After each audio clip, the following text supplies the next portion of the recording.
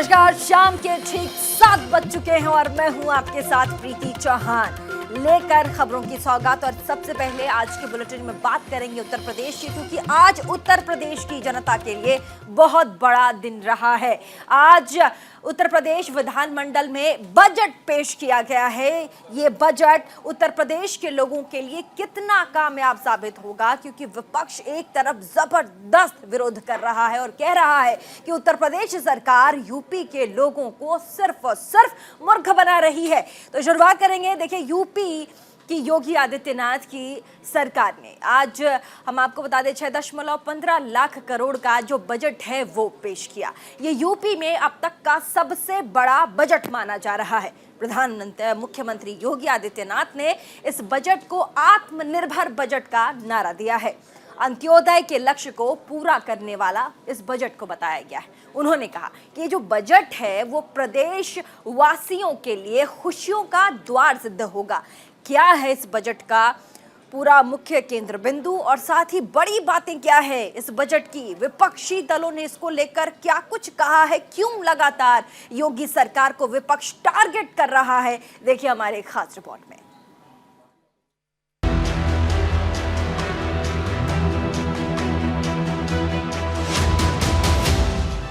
UP की योगी सरकार ने गुरुवार को इतिहास का सबसे बड़ा बजट पेश कर दिया। ये योगी सरकार के दूसरे कार्यकाल का पहला बजट था। लिहाजा सरकार के मुताबिक इस बजट में सभी वर्ग का खास ख्याल रखा गया है। वित्त मंत्री सुरेश खन्ना ने बताया कि इस बजट में युवाओं से लेकर महिलाओं, बाल विकास, किसान और रोजगार को लेकर तमाम योजनाओं का खास ख्याल रखा गया है। वहीं सीएम योगी ने इस बहुआयामी बजट को लेकर वित्त मंत्री को बधाई दी और कहा कि ये बजट प्रदेशवासियों के लिए खुशियों का द्वार सिद्ध होगा। 2022-23 का ये बजट प्रस्तुत हुआ है। मैं इसके लिए वित्त मंत्री जी को, अपने अपर मुख्य सचिव वित्त और उनकी पूरी टीम को हृदय से धन्यवाद देता हूं। पूरा मंत्री परिषद उनके सहयोग के लिए हमेशा तैयार रहा और हम विश्वास व्यक्त करते हैं कि आदरणीय प्रधानमंत्री जी की मंशा के अनुरूप यह बजट $1 ट्रिलियन की इकोनॉमी आगामी 5 वर्ष के दायरे के अंदर हम लोग आगे बढ़ाने में सफल होंगे। इस विश्वास के साथ यह बजट आज प्रस्तुत हुआ है। मैं विश्वास व्यक्त करूंगा कि लोक कल्याण संकल्प पत्र के जो 130 संकल्प थे उनमें से 97 को हम लोगों ने इसमें लिया है। शेष अन्य जो समय समय पर आएंगे, भी हम लोग दिसंबर में अपना सप्लीमेंट्री बजट भी लेकर के आएंगे। आपको बता दें कि प्रदेश के वित्त मंत्री सुरेश कुमार खन्ना ने सदन में 2022-23 के लिए 6,15,518 करोड़ 97 लाख रुपए का बजट पेश किया है, जो कि अब तक का सबसे बड़ा बजट है। वैसे तो इस बजट की कई बातें अहम हैं, लेकिन गोरखपुर और बनारस में मेट्रो चलाने से लेकर प्रधानमंत्री उज्ज्वला योजना के तहत लाभार्थियों को साल में 2 गैस सिलेंडर फ्री में देने का ऐलान लोगों को लुभावना लग रहा है। गौरतलब है कि 6 लाख से ज़्यादा करोड़ रुपए का बजट कहीं न कहीं उत्तर प्रदेश के इतिहास का ये अब तक का सबसे बड़ा बजट है और सबसे बड़ा बजट होने के नाते इसमें तमाम तरह के जो उत्तर प्रदेश के जो विकास कार्य हैं उनको भी रखा गया है। वहीं मैं बता दूं कि उत्तर प्रदेश के मुख्यमंत्री योगी आदित्यनाथ ने प्रेस कॉन्फ्रेंस में साफ तौर से कहा कि विकास का बजट है, 23 करोड़ जनता का बजट है, उन लोगों का बजट है जो लोग उत्तर प्रदेश को विकास की तरफ से देखना चाहते हैं। इसके साथ साथ जो है उन्होंने साफ तौर से कहा कि इस बजट में हर वर्ग का ध्यान रखा गया है, हर उस वर्ग को छूने की कोशिश की गई है जिसके कल्याण के लिए उत्तर प्रदेश सरकार जो है वो संकल्पित है। बजट में और भी कई बड़े ऐलान किए गए हैं। मसलन अयोध्या में सूर्य कुंड विकास को 140 करोड़, कानपुर मेट्रो रेल को 747 करोड़, आगरा मेट्रो रेल को 597 करोड़, दिल्ली गाजियाबाद मेरठ कॉरिडोर को 1306 करोड़, बनारस और गोरखपुर मेट्रो के लिए 100 करोड़, मथुरा में 3000 लीटर का नया डेयरी प्लांट लगेगा, अयोध्या में सीपेट केंद्र बनाने के लिए 35 करोड़, 75 जनपदों में खेलो इंडिया सेंटर्स की स्थापना होगी। बुंदेलखंड में ग्रीन एनर्जी कॉरिडोर बनाया जाएगा। कल्याण सिंह के नाम पर ग्राम उन्नति योजना में गांव में सोलर लाइट लगेगी। युवाओं को तकनीकी रूप से सक्षम बनाने के लिए 2 करोड़ स्मार्टफोन या टैबलेट बांटने का लक्ष्य रखा गया है। वाराणसी में इंटरनेशनल क्रिकेट स्टेडियम तैयार होगा। लखनऊ, गोरखपुर और बदायूं में 3 महिला पीएससी बटालियन का गठन होगा। मेरठ, बहराइच, कानपुर, आजमगढ़ और रामपुर में एटीएस सेंटर का निर्माण होगा। मेरठ प्रयागराज गंगा एक्सप्रेसवे के लिए 695 करोड़। 15,000 सोलर पंपों की स्थापना। 7.20 लाख कुंटल बीजों का वितरण। वृद्धावस्था पेंशन की राशि बढ़ाकर 1,000 रुपए प्रति माह की गई। निराश्रित महिला पेंशन की धनराशि भी 1,000 रुपए प्रति माह की गई है। दुग्ध उत्पादों के लिए नंद बाबा पुरस्कार शुरू होगा। लेकिन बजट को लेकर प्रदेश के विपक्षी दलों की क्या राय है, जरा उनसे भी जान लेते हैं। पिछले 5 साल में धोखा मिला। ये आंकड़ों का एक मखर जाल है जिसमें आप ढूंढते रहिए आपके लिए क्या है, आप ढूंढते रहेंगे आपको मिलेगा नहीं आपके लिए क्या है। सवाल ये है कि किसान की आय दोगुनी कब होगी, हमारे उत्तर प्रदेश के नौजवान उनको नौकरी रोजगार कब मिलेगा। आज भी बड़े पैमाने पर भर्तियां सरकार नहीं कर पाई। इतने बजट तो भारतीय जनता पार्टी पेश कर चुकी है, क्या निकला? सिर्फ नंबर बढ़ाए गए, हवाई दावे किए गए ट्रिलियन इकोनॉमी के। लेकिन सही बात यह है कि उत्तर प्रदेश की हालत खस्ता होती चली गई।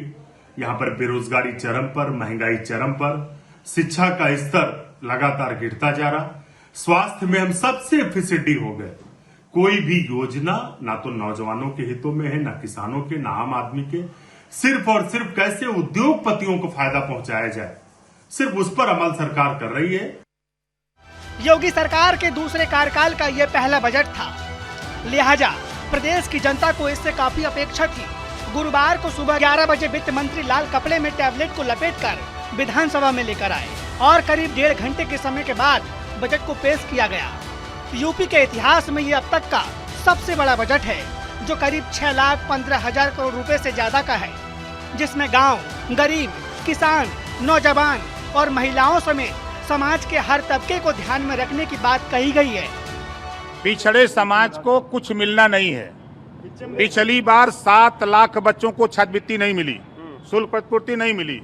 इस बार के भी भारी भरकम बजट में कुछ नहीं मिलेगा। न छात्रवृत्ति सबको मिलेगी पिछड़ों को, ना तो शुल्क प्रतिपूर्ति मिलेगी। कुछ नहीं, नाम लिखे हैं इसमें तो इतनी बात लिख रही कि ये करा, ये करा, ये करा, ये तो सारे पहले हो रहे थे। कागजों में लिखा जा रहा है नहीं कुछ भी कागजों में लिखा जा रहा, सिंचाई में नहीं है।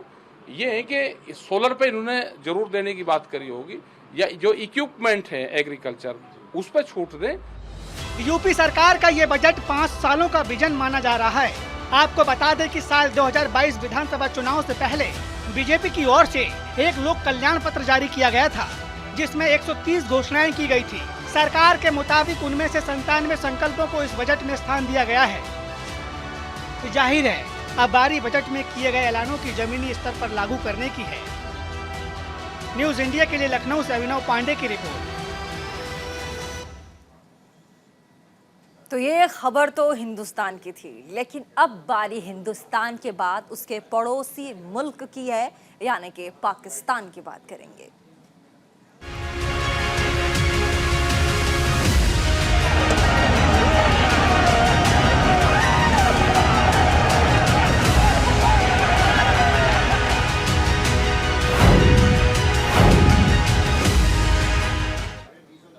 तो ये जो तस्वीर आपने उठापटक की और हंगामे की देखी है, वो पाकिस्तान की है, भारत के पड़ोसी मुल्क की है, पाकिस्तान की है। पाकिस्तान में सियासत का बवंडर चल रहा है। इमरान खान सत्ता से तो बेदखल कर दिए गए हैं, लेकिन सत्ता हथियाने की ललक और सनक अभी भी उनके अंदर बाकी है। और यही वजह है कि इमरान खान ने मौजूदा प्रधानमंत्री शहबाज शरीफ को अल्टीमेटम दे दिया है कि वो 1 हफ्ते के भीतर चुनाव की तारीखों का ऐलान करेंगे, वरना वो उनके समर्थक एक बार फिर से सड़कों पर आंदोलन कर को मजबूर हो जाएंगे। लेकिन उधर शहबाज शरीफ ने बयान दे दिया है कि चुनाव कब होगा और इसका फैसला नेशनल असेंबली को करना होगा। तो वहीं यहाँ सवाल बहुत अहम हो जाता है कि सियासी घमासान के बीच पाकिस्तान में क्या गृह युद्ध होने वाला है। देखिए इस पर हमारी एक खास रिपोर्ट।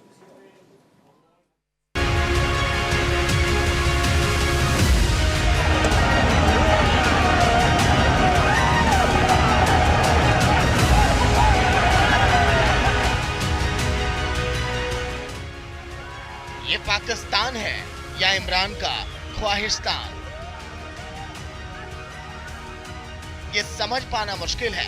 सत्ता के कूचे से बड़े बेआबरू होकर बेदखल हो गए, लेकिन सत्ता में बने रहने की ललक और सनक दोनों अभी बाकी है। हंगामे और आगजनी की ये तस्वीरें बताने के लिए काफी है कि पाकिस्तान के अंदर हालात क्या हैं। कहीं पुलिस और पब्लिक में भिड़ंत हो गई, तो कहीं मेट्रो स्टेशन में आग लगा दी गई,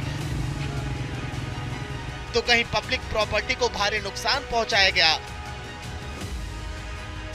और जिसके जवाब में पुलिस को आंसू गैस की गोली दागनी पड़ी। यानी इमरान खान के समर्थकों ने इस्लामाबाद की सड़कों को पूरी तरह से हाईजैक कर लिया। शहर की ट्रैफिक व्यवस्था भी चरमरा गई और कानून व्यवस्था पूरी तरह से ध्वस्त हो गई।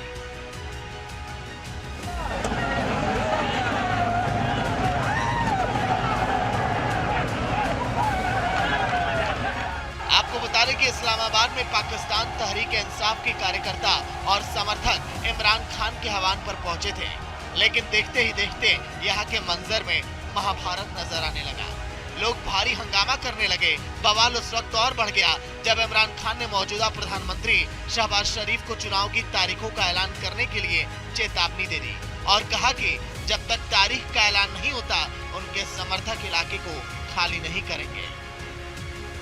मैं इस वक्त शुरू कर रहा हूं अपनी मार्च का आगाज पेशावर से। मैं अब पहुंच रहा हूं सीधा वली इंटरचेंज के ऊपर। सारे पख्तूनख्वा के लोगों को मैं उधर दावत दे रहा हूं कि आपने वली इंटरचेंज पहुंचना है और उधर से मैं इस कारवान को, इस आज़ादी के कारवान को, हकीकी आज़ादी के कारवान को मैं लीड करूंगा और इंशाल्लाह उधर से हम इस्लामाबाद की तरफ निकलेंगे। इमरान खान के ऐलान और समर्थकों के हंगामे के बावजूद प्रशासन की तरफ से डी चौक के पास पीटीआई समर्थकों को रोकने की तमाम कोशिश की गई, लेकिन बेकाबू इमरान समर्थकों ने जमकर बवाल किया और मेट्रो स्टेशन में आग लगा दी। इसके बाद वहां पर आग की ऊंची ऊंची लपटें देखी गई। इमरान खान के समर्थकों को रोकने के लिए भारी पुलिस बल की तैनाती भी की गई थी। आंसू गैस के गोले छोड़े गए, लाठीचार्ज किया गया, तो वहीं गुस्साए समर्थकों ने पत्थरबाजी भी की। बाद में सैकड़ों की संख्या में कार्यकर्ताओं को गिरफ्तार भी किया गया। इसके पहले 24 मई को पाकिस्तान के पूर्व पीएम इमरान खान की पार्टी पाकिस्तान तहरीक-ए-इंसाफ के 100 से अधिक कार्यकर्ताओं को पाकिस्तान पुलिस ने गिरफ्तार किया था।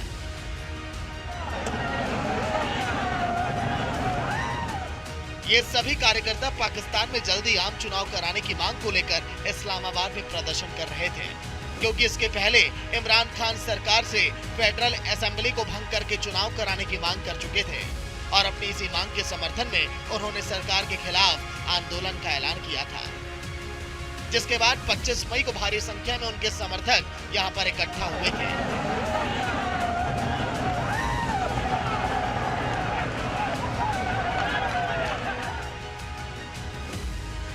तो इमरान खान को ये एक्सेप्टेबल नहीं है।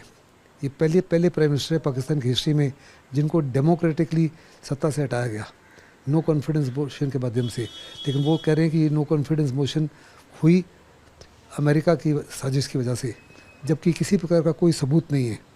ना ही सबूत उन्होंने कोर्ट्स के आगे रखा, ना ही सबूत उन्होंने देश के सामने रखा। सिर्फ एक चिट्ठी है जो देश के सामने रखी भी नहीं, उसमें क्या लिखा है, किसने लिखा है, ये भी नहीं पता।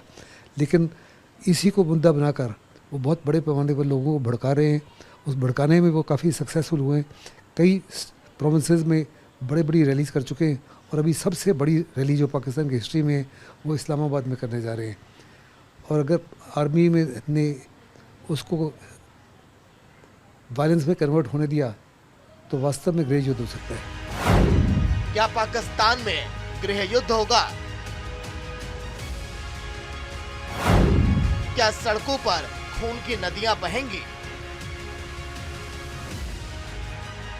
ये सवाल इसीलिए क्योंकि तस्वीरें और हालात ये बताते हैं कि पाकिस्तान में गृह युद्ध जैसे हालात हैं। एक तरफ पूर्व पीएम इमरान खान के समर्थकों का हुजूम उमड़ पड़ा है, तो वहीं दूसरी तरफ सत्ता और सरकार उन्हें रोकने पर आमदा थी। लेकिन समर्थक किसी भी बैरिकेड को मानने के लिए तैयार नहीं थे।